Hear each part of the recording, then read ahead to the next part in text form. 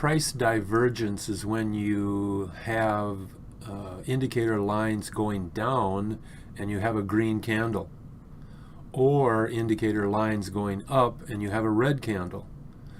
So the market forces are saying things are either going down but you still have a green candle, or the inverse.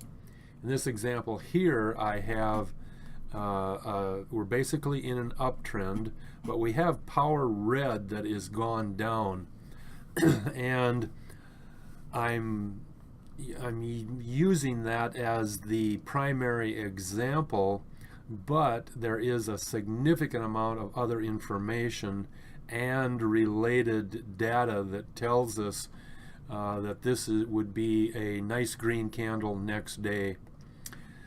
The power red is going down. Power Zion is going down, but it's also down touching the zero line. And anytime Zion can touch the zero line or the green or orange line, that is indicative of a down touch, which means it's a reversal back up. The primary idea in down touches and up touches is for the fast lines to down touch the short-term trend lines. And the short-term trend lines are your trend blue, pink, and yellow. In your power chart, you have your green and orange, and in your swing chart, you have red and green. Those are the lines that are down touched, that are good lines to have reactions from, as well as zero.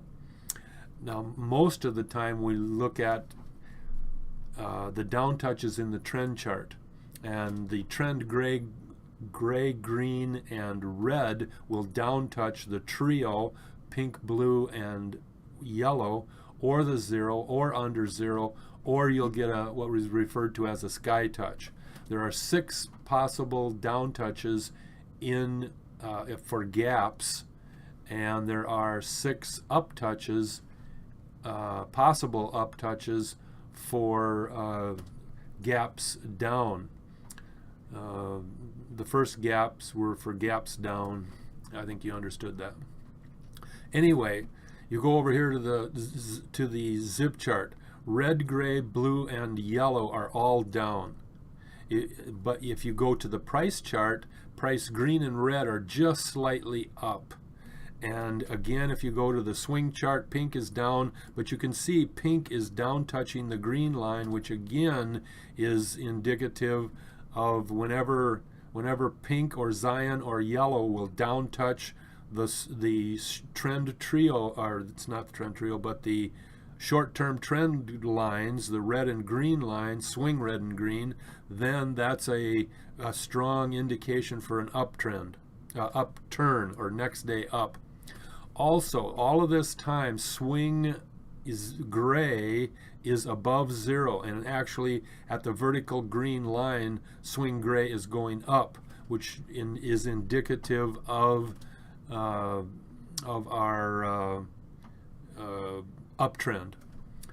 The zip pink is highest by itself. All the other indicator lines haven't even caught up.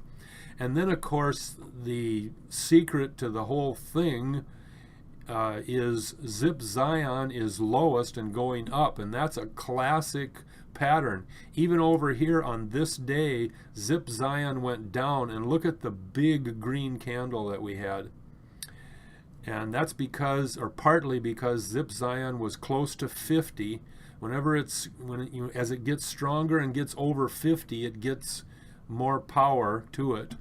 But also it partly could be a result of it just crossed over the 200 moving average, and sometimes the guys in the market will push it over significantly. Especially, this is now the second time it's tried to get over, or how should I say that? The second peak. You had 3 or 4 days over here where it tried to get over the 200. It did not make it. It went back down, popped over a couple of times there, never made it. Now the third time it made it, went over, and again, you see a lot of things in the market that are in threes. So pay attention to that. But again, trend red went down, power red went down, swing pink went down, the zip red, gray, yellow, and blue went down. The power pink was hanging high. Remember, that's one of your price barometers with Swing Zion. Swing Zion is high. It's in a low angle up, highest right now. That's significant. You'll often see Swing Zion highest just like this for gaps up. And they're one of the supporting evidences when you have a gap up. You obviously have to have all the required conditions for the 3 gap patterns, but Swing Zion is a classic. You'll often see Swing Zion in a low angle up when you have right on the day before you have a gap up pattern.